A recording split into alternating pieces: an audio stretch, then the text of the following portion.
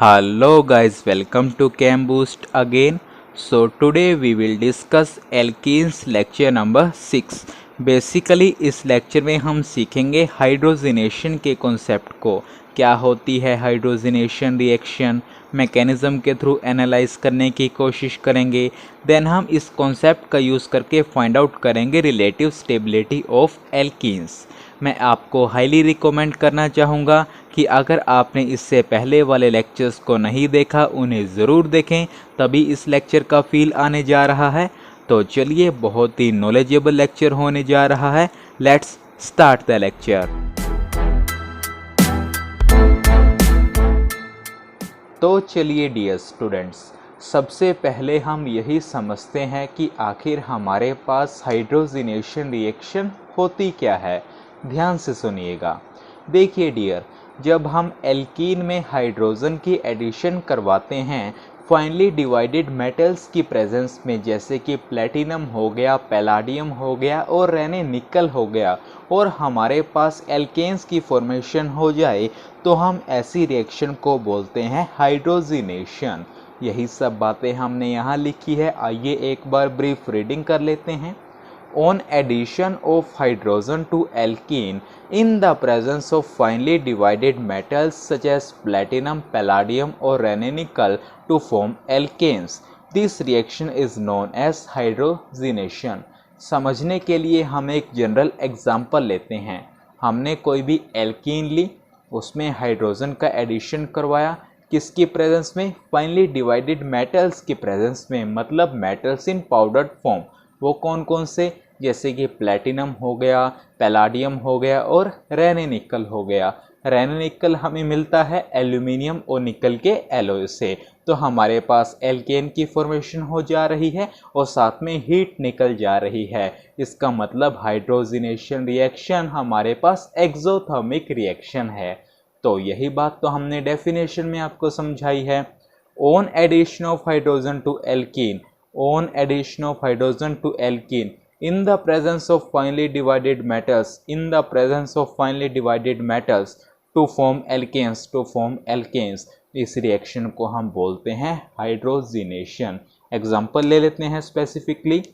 सबसे पहले हम लेते हैं इथीन का example.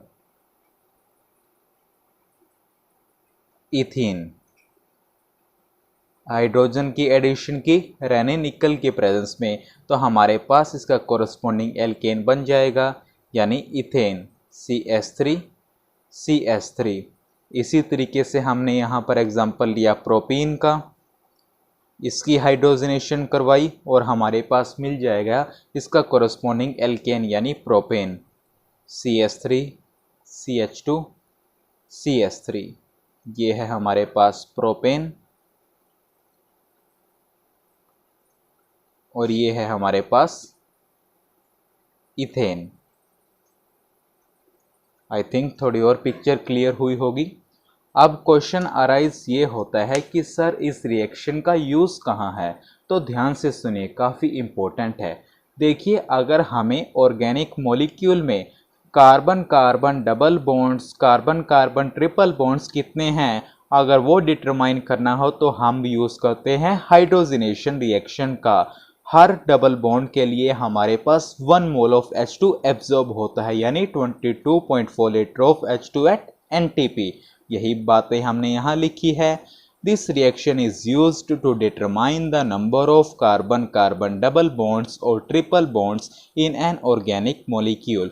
For each double bond 1 mole of H2 that is 22.4 litre at NTP is absorbed.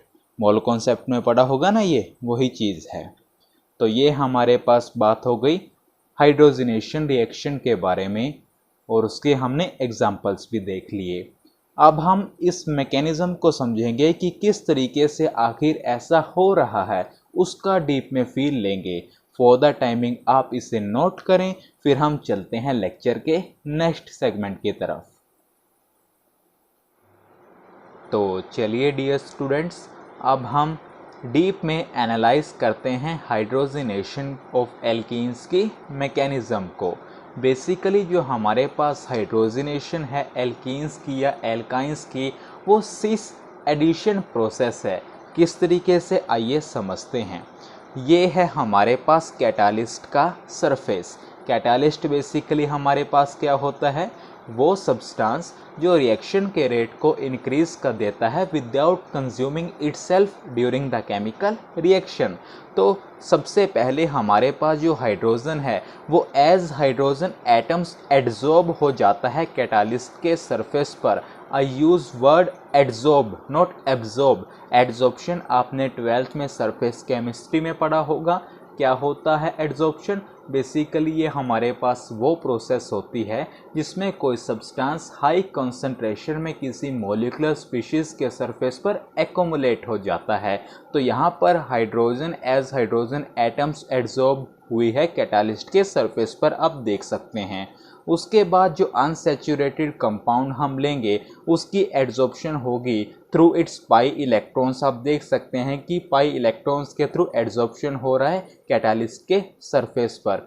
उसके बाद जो एड्जॉर्ब्ड हाइड्रोजन एटम्स हैं उनका ट्रांसफ़र होता है same face of unsaturated compound पर। डेट्स वाई हमारे पास यहाँ पर सिस एडिशन प्रोडक्ट मिलता है। किस तरीके से, आप देख सकते हैं यहाँ पर जो एड्जॉर्ब हाइड्रोजन एटम है वो इंसर्ट हो गया है कार्बन कार्बन डबल बॉन्ड में।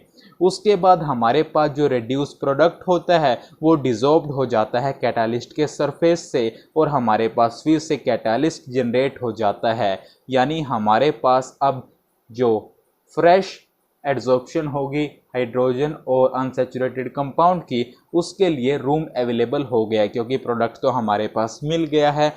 और हमने आपको शुरू में ही बताया था कि कैटालिस्ट वो सब्सटेंस होता है जो रिएक्शन के रेट को इंक्रीज कर देता है without consuming itself during the chemical reaction. आप देख सकते हैं लास्ट में हमारे पास फिर से जो कैटालिस्ट है वो जनरेट हो गया, फिर से दोबारा ये प्रोसेस हो जाएगी। एक बार पूरी स्टोरी को रिपीट कर लेते हैं। हम देख रहे हैं हाइड्रोजिनेशन। क्या होती है हाइड्रोजिनेशन? बेसिकली जब हम एल्कीन में हाइड्रोजन की एडिशन करते हैं in presence of finally divided metals जैसे कि प्लेटिनम हो गया, पैलाडियम हो गया और रेने निकल हो गया, और हमारे पास एल्केन्स की फॉर्मेशन हो जाती है। उसके बाद हमने एग्जांपल्स के थ्रू देखा। उसके बाद हमने देखा कि इस रिएक्शन का यूज़ हम करते हैं अगर हमें ऑर्गेनिक मॉलिक्यूल में कार्बन कार्बन डबल या ट्रिपल बॉन्ड्स डिटरमाइन करने हों। उसके बाद हमने मैकेनिज़्म को देखा जिसमें सबसे पहला स्टेप क्या था कि जो हाइड्रोजन है वो एज हाइड्रोजन एटम्स एड्जॉर्ब होती है कैटालिस्ट के सरफेस पर। उसके बाद जो अनसैचुरेटेड कंपाउंड है वो अपने पाई इलेक्ट्रॉन्स के थ्रू एड्जॉर्ब होता है कैटालिस्ट के सरफेस पर। उसके बाद हमारे पास जो एड्जॉर्ब हाइड्रोजन एटम है उसका ट्रांसफ़र होता है on the same face of organic compound. That's why हमारे पास यहाँ पर सिस एडिशन प्रोडक्ट मिलता है। और उसके बाद हमारे पास जो रिड्यूस्ड प्रोडक्ट है वो डिसॉल्व्ड हो जाता है कैटालिस्ट के सरफेस से और हमारे पास फ्रेश हाइड्रोजन और अनसैचुरेटेड कंपाउंड की एड्जॉर्प्शन के लिए रूम अवेलेबल हो जाता है। आई थिंक फील आया होगा हाइड्रोजनेशन के कॉन्सेप्ट का। आप डेफिनेशन लिखेंगे हीट ऑफ हाइड्रोजनेशन की। बेसिकली जब हम एल्कीन के 1 मोल की हाइड्रोजनेशन करते हैं जो हीट हमारे पास इवॉल्व होती है उसे हम बोलते हैं हीट ऑफ हाइड्रोजनेशन। और ये बिगनिंग में ही हम देख चुके हैं कि ये एक एक्सोथर्मिक प्रोसेस है, यही बात हमने यहाँ लिखी है। Hydrogenation is an exothermic process and the amount of heat evolved when 1 mole of an alkene is hydrogenated is called its heat of hydrogenation। तो आप इसे नोट करें, फिर हम चलते हैं लेक्चर के नेक्स्ट सेगमेंट की तरफ।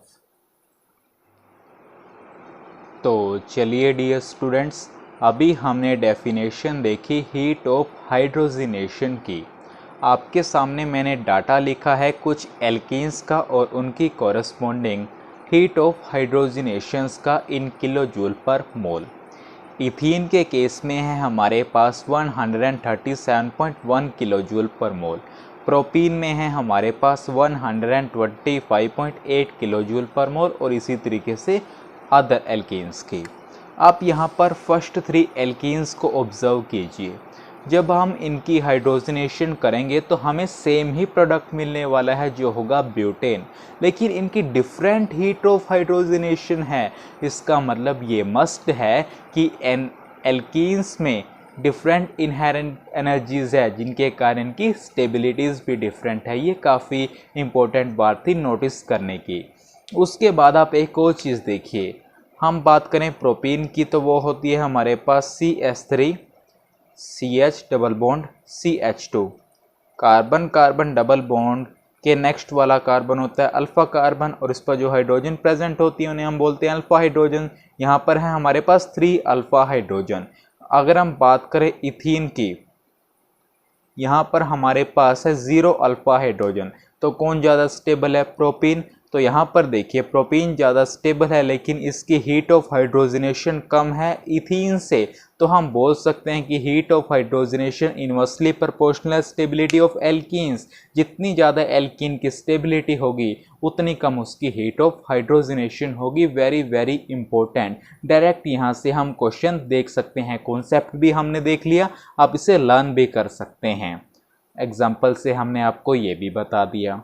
उसके बाद आप लिखेंगे पॉइंट्स टू पॉन्डर, या नोट करके लिख लीजिए जो भी आप लिखते हैं। सबसे पहला पॉइंट देखते हैं, an unsubstituted alkene such as ethene has the highest heat of hydrogenation. वो तो हम देख ही चुके हैं, 0 अल्फ़ा हाइड्रोजन प्रेजेंट है, अनसब्स्टिट्यूटेड एल्कीन है, तो यहाँ पर हमारे पास हाइएस्ट हीट ऑफ हाइड्रोजनेशन होती है। उसके बाद हम बात करते हैं सेकेंड पॉइंट की। सेकेंड पॉइंट ये है, greater the number of alkyl groups attached to the doubly bonded carbon atoms more stable is the alkene. कि जितने ज़्यादा नंबर ऑफ एल्काइल ग्रुप्स हमारे पास अटैच्ड होंगे डबली बॉन्डेड कार्बन एटम्स के साथ, उतनी ही स्टेबिलिटी होगी उस एल्कीन की। उसके बाद out of geometrical isomers the trans isomer is slightly more stable than the corresponding cis isomers. की ज्योमेट्रिकल आइसोमर्स के केस में ट्रांस आइसोमर स्लाइटली स्टेबल होगा कोरस्पॉन्डिंग सिस आइसोमर के। आगे क्वेश्चन करेंगे वहां पर ये पॉइंट यूज होगा, तो आप इन पॉइंट्स को नोट करें। फिर हम चलते हैं लेक्चर के नेक्स्ट सेगमेंट की तरफ। तो चलिए डियर स्टूडेंट्स, आपके सामने मैंने प्रॉब्लम लिख दी है। आपको इन एल्कीन्स को डिक्रीजिंग ऑर्डर में अरेंज करना है उनकी हीट ऑफ हाइड्रोजनेशन के। सभी कॉन्सेप्ट्स आपको पता है, जितना हमने सीखा है उसको अप्लाई करो और इस क्वेश्चन को सॉल्व करो। तो चलिए वीडियो को पॉज करें और खुद से ट्राई करें, अदरवाइज हम डिस्कस करेंगे ही। कर लिया ट्राई? तो आओ देखते हैं। बात करते हैं फर्स्ट एल्कीन की। यहाँ पर ये भी अल्फ़ा कार्बन, ये भी अल्फ़ा कार्बन, ये भी अल्फ़ा कार्बन और ये भी अल्फ़ा कार्बन। अगर हम बात करें टोटल अल्फ़ा हाइड्रोजन्स की तो वो कितनी होंगी इस केस में? ये भी अल्फ़ा, ये भी अल्फ़ा, ये भी अल्फ़ा, ये भी अल्फ़ा। तो हमारे पास यहाँ पर 12 अल्फ़ा हाइड्रोजन एटम्स हैं। उसके बाद हम देखते हैं सेकेंड एल्कीन में alpha carbon, alpha carbon, alpha carbon. यहाँ पर हमारे पास कितनी अल्फ़ा हाइड्रोजन्स हैं? काउंट करो, 3, 3, 6 एंड 9। 9 अल्फ़ा हाइड्रोजन यहाँ पर प्रेजेंट हैं। उसके बाद यहाँ पर देखिए अल्फ़ा कार्बन, अल्फ़ा कार्बन, यहाँ पर कितनी हैं? 6 अल्फ़ा हाइड्रोजन। यहाँ पर भी देखिए अल्फ़ा कार्बन, अल्फ़ा कार्बन, यहाँ पर हमारे पास 6 अल्फ़ा हाइड्रोजन। यहाँ पर देखिए 3 अल्फ़ा हाइड्रोजन, यहाँ पर 0 अल्फ़ा हाइड्रोजन। तो अगर मैं बोलूँ कि आप बताइए मुझे एल्कीन की स्टेबिलिटी का ऑर्डर, वो क्या होगा? सबसे ज़्यादा होगी फर्स्ट, देन होगी सेकंड, देन होगी थर्ड, देन होगी फोर्थ, देन होगी फिफ्थ एंड देन होगी सिक्स्थ। आपको पता है जितने नंबर ऑफ अल्फ़ा हाइड्रोजन्स उतने ही number of hyper conjugating structures. Hyper conjugation वाले लेक्चर में बहुत ही डीप में हम इन सब चीज़ों को देख चुके हैं।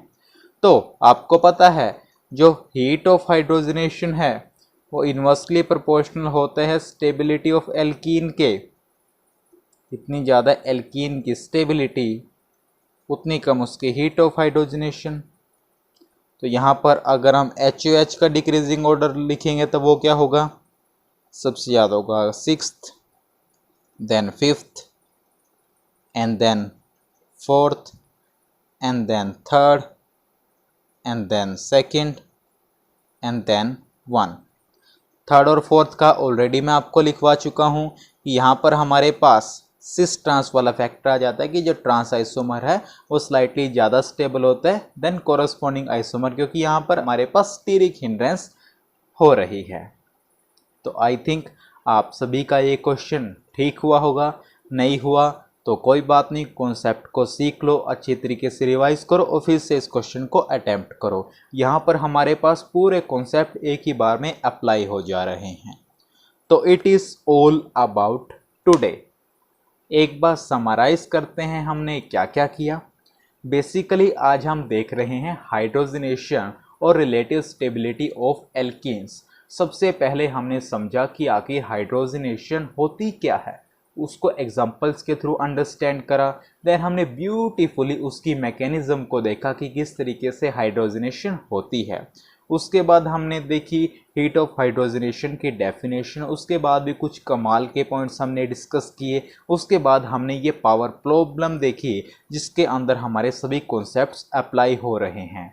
होपफुली आपने लेक्चर को एंजॉय किया होगा। तो चलिए till next video, keep learning, keep growing.